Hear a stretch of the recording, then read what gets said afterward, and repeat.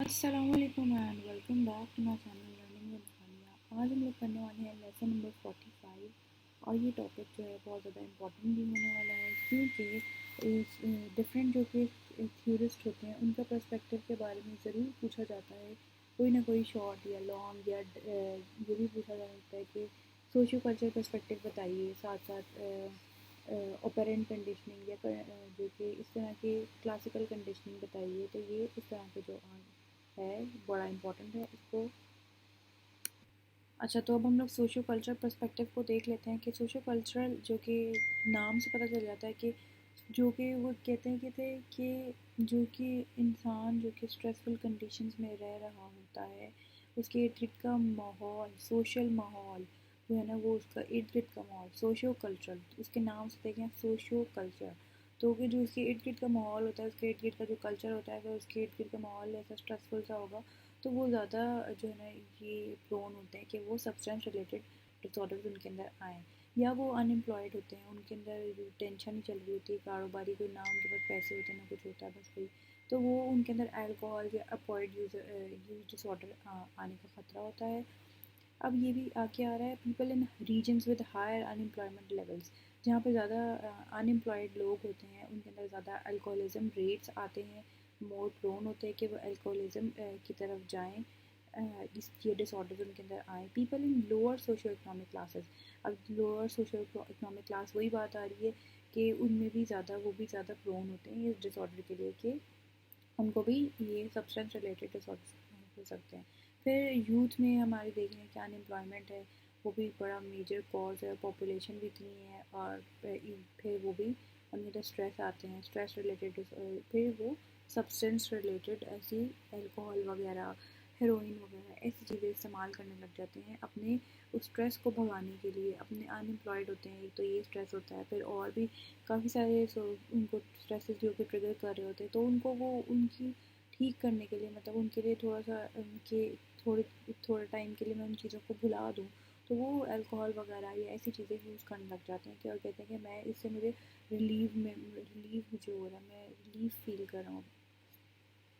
फिर देखा जाता है कि सोशल फैमिली जो कि सोशल हमारे इन्वायरमेंट का हिस्सा होती है, सोशियो कल्चरल क्योंकि पर्सपेक्टिव देख रहे हैं, फैमिली भी सोशल उसमें इन्वायरमेंट में आती है कि उनमें इस चीज़ों को जो है ना, क्या कह रहे हैं, if they are part of the family और social environment in which substance is used is value, जहाँ पे इनको वैल्यू किया जाता है कि कोई भी जो कि फैमिली का मेम्बर भी इस्तेमाल कर रहा होता है, तो वो लोग भी ज़्यादा प्रोन होते हैं। आगे आ रहा है साइकोडायनामिक पर्सपेक्टिव। साइकोडायनामिक थ्योरीज कहते थे कि जो कि जब ये जो डिसऑर्डर्स हैं ये बड़ा इनके अंदर पावरफुल डिपेंडेंसी नीड्स हैं जो कि इन अर्ली ईयर्स में ट्रेस किए जा सकते हैं। जब पेरेंट्स अपने बच्चे की नीड्स को सेटिस्फाई नहीं कर पाते, उनको उनका ख्याल नहीं रख पाते सही से, उनको जो है ना टेक केयर नहीं कर पाते, तो वो लोग ज़्यादा प्रोन होते हैं सब्सटेंस रिलेटेड डिसऑर्डर्स के। The child is likely to grow up depending excessively on help, उसके दूसरे लोग आकर उसकी हेल्प कर रहे होते हैं, माँ बाप उसका इतना ख्याल नहीं रख रहे होते, उसकी नीड्स की ज़रूरियात को देख नहीं रहे होते। If this search for outside support, और फिर जब वो बाहर से कोई उसकी हेल्प कर रहा होता है, तो जब वो उसको कहता है कि तुम एक्सपेरिमेंट करो इस ड्रग के साथ, ये लो ले लो यार, क्या जाता है इसका दोस्त कहता है, तो वो बड़े बच्चे जो होते हैं क्या करते हैं, फिर उनके ऊपर वो पहले तो एक्सपेरिमेंट करते हैं, फिर उनके अंदर उसके ऊपर डिपेंड हो जाता है आहिस्ता आहिस्ता, वो उसके बगैर नहीं रह पाते, फिर उनकी डोज ज़्यादा हो जाती है, फिर उस पर डिपेंडेंसी हो जाती है उस सब्सटेंस पे। that certain people respond to their early deprivation by, कुछ लोग जो होते हैं कि वो अपनी जो शुरू में उनको जिस चीज़ों से डिप्राइव हुए होते हैं, जिन चीज़ें उनको नहीं मिलती, तो वो सब्सटेंस अब्यूज़ का इस्तेमाल करते हैं ताकि वो that leaves them particularly prone to drug abuse, तो वो सब्सटेंस यूज़ का इस्तेमाल करने लग जाते हैं, फिर आहिस्ता आहिस्ता वो ड्रग्स की तरफ आ जाते हैं।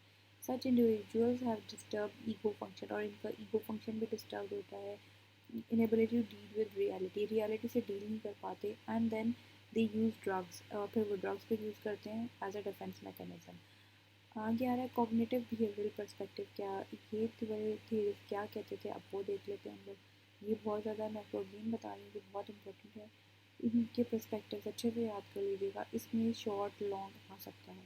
कॉग्निटिव बिहेवियरल पर्सपेक्टिव क्या है, इसमें था ऑपरेंट कंडीशनिंग, क्योंकि ऑपरेंट कंडीशन है वो बड़ा की रोल होता है इसमें सब्सटेंस यूज डिसऑर्डर्स में.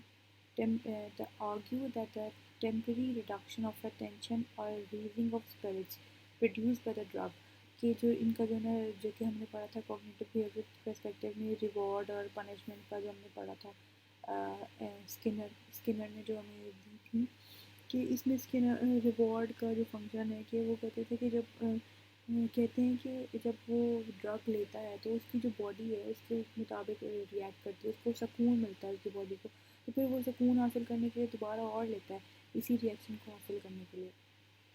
रिवॉर्डिंग इफेक्ट्स में eventually lead users to try higher, और फिर वो ज़्यादा डोजेस को यूज़ करते हैं और पावरफुल मेथड्स ऑफ इंजेक्शन को यूज़ करते हैं, जो सुइयाँ वगैरह हेरोइन का और इस तरह की चीज़ें. इट टर्मिनेट्स अवर्सिव स्टेट, जारी बात है पेन को जो है ना वो ख़त्म करता है, एंजाइटी को ख़त्म करता है and creates a fluoric state. आगे आ रहे हैं rewards eventually produce an expectancy that substance will be rewarding. Substance rewarding है क्योंकि हम ये जो behavioristic ये cognitive behavioristic perspective यही है रिवॉर्ड और पनिशमेंट पे बेस करता है. तो बस आपने इनको ये अच्छे से याद कर लें, रिवॉर्ड और पनिशमेंट पे बेस करता है ऑपरेंट कंडीशनिंग, तो आपको ये सब आ जाएगा. Cognitive behavioral theorists are arguing that many people take drugs to medicate themselves when they feel tense. कि अपने आप को मेडिकेट करने के लिए वो यूज़ करते हैं जब वो टेंस होते हैं. हाई रेट्स होते हैं इन डिसऑर्डर्स के. जो लोग एनजाइटी और डिप्रेशन का शिकार होते हैं, इस तरह से रिलेटेड प्रॉब्लम्स का शिकार होते हैं. एंड दिस और यहाँ पे एक लाइन थी, and this expectations help motivate people to increase drug use at the time of tension. आगे आ रहे हैं क्लासिकल कंडीशन. क्लासिकल कंडीशनिंग में जो कि आयवान पेवलोव ने दिया था, एक डॉग का एक्सपेरिमेंट उन्होंने किया था और जब वो पहले तो उसको ट्रेन किया कि जब बेल बजती थी तो वो फ़ौरन खाने के लिए आ जाता, फिर ऐसा ऐसा उसको देखा था कि बेल बजती थी उसको सलाइवा बेल बजती थी, सेलिब्रेशन का प्रोसेस होता था, फूड को पता चलता था फूड आता तो सेलिब्रेशन का प्रोसेस शुरू हो जाता था, सलाइवा अंदर रहता था मुँह से.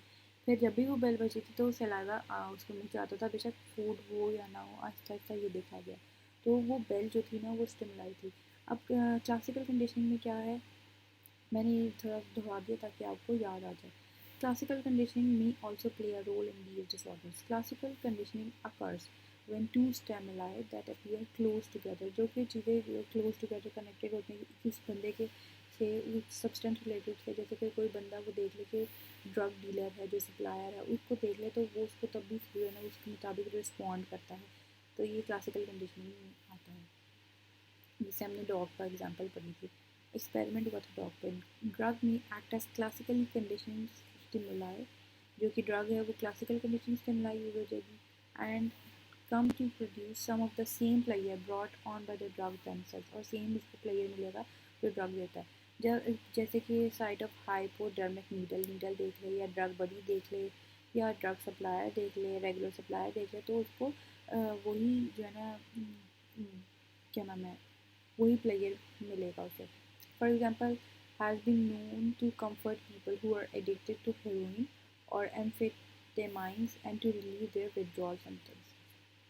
आगे आ रहा है बायोलॉजिकल पर्सपेक्टिव. बायोलॉजिकल देखा गया है कि बायोलॉजिकल फैक्टर्स का भी रोल होता है ड्रग के मिसयूज़ में. जेनेटिक प्रीडिस्पोजिशन देख लेते हैं. 2 टाइप्स ऑफ स्टडीज़ उन्होंने की. किस पे की? ट्विन स्टडीज़ हुई, एडॉप्टिव स्टडीज़ हुई. ट्विन स्टडीज़ में देखा गया कि वो इनहेरिट कर सकते हैं मिसयूज सब्सटेंसेस को. न्यूमरस स्टडीज़ में देखा गया कि अल्कोहल कोऑर्डिनेट्स जो कि rate of around 54% in identical twins, जो कि आइडेंटिकल ट्विन्स थे उसमें 54% था अल्कोहल कोऑर्डिनेट्स का rate. That is if one identical twin displays alcoholism, कि अगर एक जो ट्विन है वो अल्कोहलिज्म को डिस्प्ले करता है तो जो अदर ट्विन है वो भी 54% केसेस में देखा गया कि वो भी करता है. उसके बाद अगर फ्रेटर्नल ट्विन जो कि सेम आइडेंटिकल नहीं होते उनमें देखा गया कि 28% रेट होता है. एक और चीज़ भी देखी गई है कि the parenting receive by 2 identical twins, जो भी मे बी मोर सिमिलर, जो कि हमने देखा गया है जो आइडेंटिकल ट्विन्स होते हैं उनकी पेरेंटिंग सेम होती है. फॉर एग्जांपल कि उनको सेम कपड़े ला के दिए जाते हैं, सेम तरीके से ट्रीट किया जाता है, रादर देन जो कि 2 फ्रेटर्नल ट्विन्स होते हैं। अडॉप्टिव स्टडीज़ उसके बाद देखी गई है। अडॉप्टिव स्टडीज़ में क्या गया, जेनेटिक्स जो है वो बड़ा इंपॉर्टेंट रोल अदा करती हैं सब्सटेंस यूज डिसऑर्डर में। Come for the studies of alcoholism rates in people adopted shortly after birth. These studies have compared adoptees whose biological parents abuse alcohol with adoptees, जो कि देखा गया है कि जो बायोलॉजिकल पेरेंट्स अब्यूज़ करते हैं अडॉप्टीज़ को with alcohol abuse, whose biological parents do not, और उनके जिनके बायोलॉजिकल पेरेंट्स नहीं करते। By adulthood, the individual whose biological parents abuse alcohol typically show higher rates of alcoholism. जिनके बायोलॉजिकल पेरेंट्स जो है ना वो उन्होंने अल्कोहल लेते थे, वो उनके अंदर अल्कोहलिज्म के रेट ज़्यादा हैं जबकि उनके मुताबिक जो अडॉप्टिव हैं। Genetical linkage strategies and molecular biology techniques provide more direct evidence in the support of genetic explanation. एक और देखा गया कि abnormal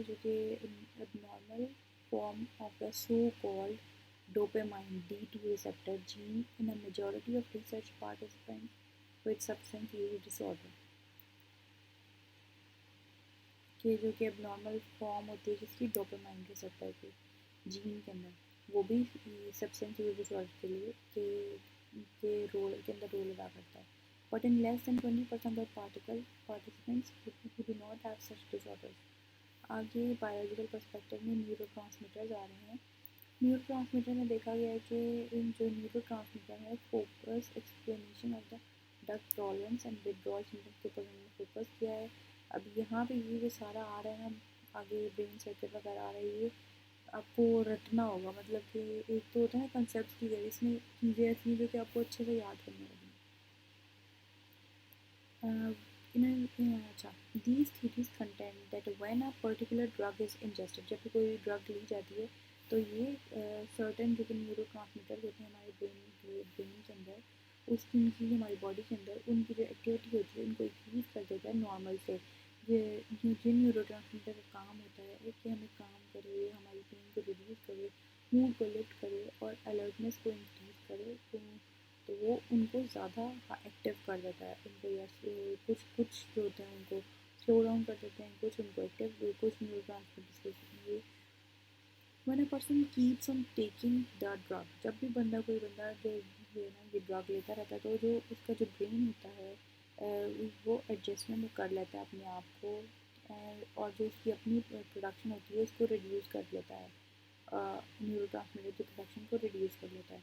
फिर जब ड्रग जो है ना because the drug is increasing neurotransmitter activity और एफिशिएंसी, क्योंकि जो ड्रग होता है वो न्यूरोट्रांसमीटर की एक्टिविटी और एफिशिएंसी को इंक्रीज कर देता है, तो फिर ब्रेन भी अपने मुताबिक उसको एडजस्ट कर लेता है. The brain release of neurotransmitter is less necessary, और फिर उसका ब्रेन का जो न्यूरोट्रांसमीटर का रिलीज होता है फिर वो लेस नेसेसरी रहता है. एज ड्रग इनटेक इंक्रीजेज, जैसे जैसे ड्रग का जो इनटेक होता है तो वो इंक्रीज करता है, तो बॉडी की प्रोडक्शन होती है न्यूरोट्रांसमीटर की, वो कंटिन्यू टू डिक्रीज. तो ये एज एन MCQ आ सकता है. जैसे जैसे ड्रग की इनटेक इंक्रीज हो जाती है तो न्यूरोट्रांसमीटर की प्रोडक्शन बॉडी में डिक्रीज हो जाती है, leaving the person in need of progressively more of the drug.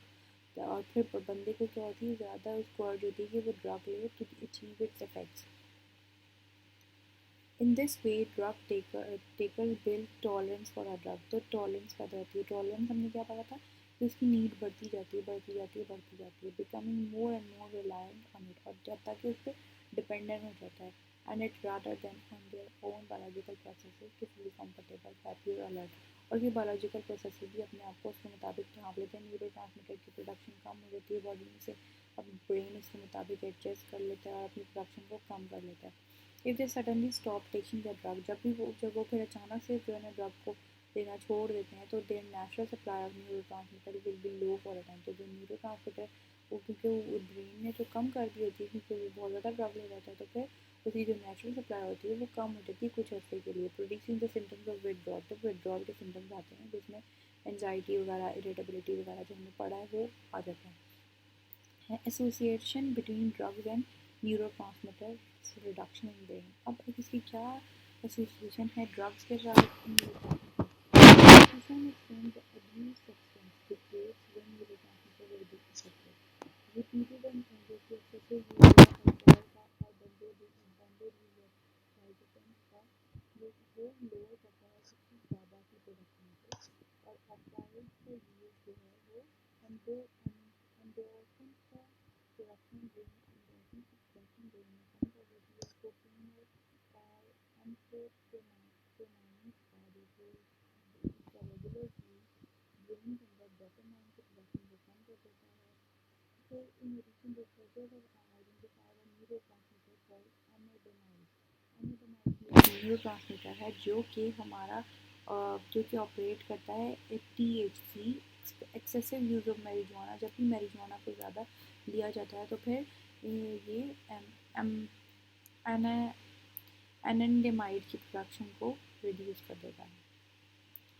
आगे आ रहा है ब्रेन रिवॉर्ड सर्किट। तो ये थोड़ा मतलब ज़्यादा तक मुझे पढ़ना ही पड़ेगा। न्यूरोट्रांसमीटर फोकस एक्सप्लेनेशन का ये जो है neurotransmitter focus explanation of substance abuse helps people. तो लोगों को हेल्प करता है कि वाई पीपल जो है लोग क्यों regularly taking substances have tolerance and withdrawal reaction. उनके पास टॉलरेंस और विथड्रॉल रिएक्शन क्यों होते हैं, ये ड्रग्स क्यों इतने रिवॉर्डिंग होते हैं, why do certain people turn to them in first place, क्यों लोग उसकी तरफ जाते हैं। तो ब्रेन सर्किट की तरफ देखते हैं। Brain the circuit with in which the neurotransmitter under discussion do their work. Brain circuit में कौन सा होता है? न्यूरोट्रांसमीटर जो कि इसमें काम करता है। अब brain circuit is a network of brain structure. एक नेटवर्क होता है ब्रेन स्ट्रक्चर के जो कि साथ में मिलकर काम करते हैं, तो एक दूसरे को ट्रिगर करते हैं कोई एक्शन करने के लिए, तो प्रोड्यूस किसी भी सर्टेन इवेंट के मुताबिक कोई भी बिहेवियर इंटरेस्टिंग पैदा करता है या कॉग्निशन या इमोशनल रिएक्शन जो है वो पैदा करता है। The circuit has been tied to substance misuse is the reward circuit. जो भी सर्किट जो कि इसके साथ सब्सटेंस के साथ जो कि सब्सटेंस मिसयूज के साथ टाई हुआ होता है वो है रिवॉर्ड सर्किट, क्योंकि उसको रिवॉर्ड मिल रहा होता है, रिलीफ मिल रहा होता है बॉडी को, एंजाइटी से वो सुकून मिल रहा होता है, इसको स्ट्रेस से उसको कमी हो रही होती है, तो वो होता है reward circuit. Also called the reward centre and the player pathway. Apparently, when a person ingests a substance, जब भी कोई बंदा ये सब्सटेंस लेता है फूड से या ड्रग से, the substance eventually activates the brain reward circuit. तो जो सब्सटेंस होता है वो फ़ौरन से पहले उसका ब्रेन का रिवॉर्ड सर्किट को एक्टिवेट कर देता है। The reward circuit features the brain structure for. तो जो रिवॉर्ड सर्किट है वो brain structure reward circuit feature the brain structure. कौन से ब्रेन स्ट्रक्चर को फीचर करता है? वो है वेंट्रल टेगमेंटल एरिया जो कि मिड ब्रेन के अंदर होता है, और इसको न्यूक्लियस एक्कुम्बेंस भी कहा जाता है, एंड द प्रीफ्रंटल कॉर्टेक्स, और ये दो होते हैं। In addition the circuit include the striatum. इस सर्किट में स्ट्रेंटम भी होता है, हाइपोकैम्पस भी होता है, और भी इम्पॉर्टेंट स्ट्रक्चर्स होते हैं। The key neurotransmitter in this circuit is dopamine, जो कि बड़ा इम्पॉर्टेंट न्यूरोट्रांसमीटर होता है इस सर्किट के अंदर। जब डोपामाइन को एक्टिवेट किया जाता है इस सर्किट के थ्रू, जो कि तो फिर बंदा बड़ा प्लेजेबल फील करता है। म्यूज़िक भी डोपामाइन को एक्टिव कर देता है इन द रिवॉर्ड सर्किट। ये रिवॉर्ड सर्किट के अंदर होता है जो म्यूज़िक भी डोपामाइन को एक्टिव कर देता है, या कोई हग हो या कोई वर्ड ऑफ प्रेजर भी हो तो वो भी इसको एक्टिव कर देता है, और ड्रग्स भी इसके साथ साथ। Although other neurotransmitters also play role in reward circuit, और भी न्यूरोट्रांसमीटर जो है रिवॉर्ड सर्किट में अपना काम करते हैं, लेकिन dopamine is the primary one.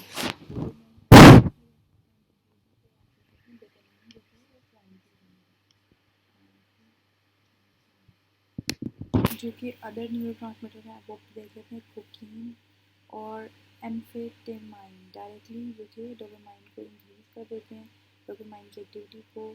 फिर जो कि और ड्रग्स हैं seem to stimulate in round about ways, जो कि वो क्या है द बायोकेमिकल रिएक्शन, जो कि अल्कोहल और माइड या मैरिजुआना से ट्रिगर किए जाते हैं in the motion set in a motion set in motion a series of chemical events that eventually led to increased dopamine activity in the reward circuit, and in turn excessive communication heightened interconnectivity between the structures in the reward circuit.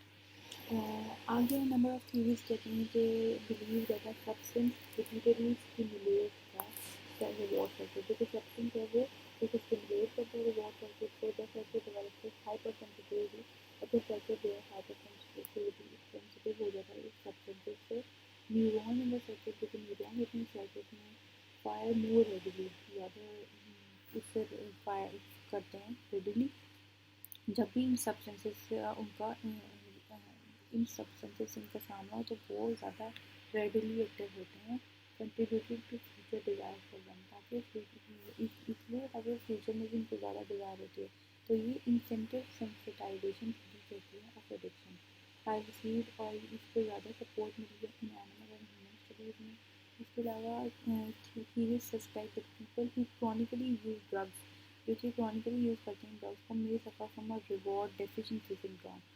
Their reward circuit is not readily active क्योंकि वो कभी कभी use करते हैं by the usual events in their life so they turn to drugs to stimulate. तो ये था आज का लेक्चर मिलते हैं नेक्स्ट लेक्चर में तब तक के लिए टेक केयर अल्लाह हाफिज़ प्लीज़ लाइक शेयर सब्सक्राइब कर दिया करें.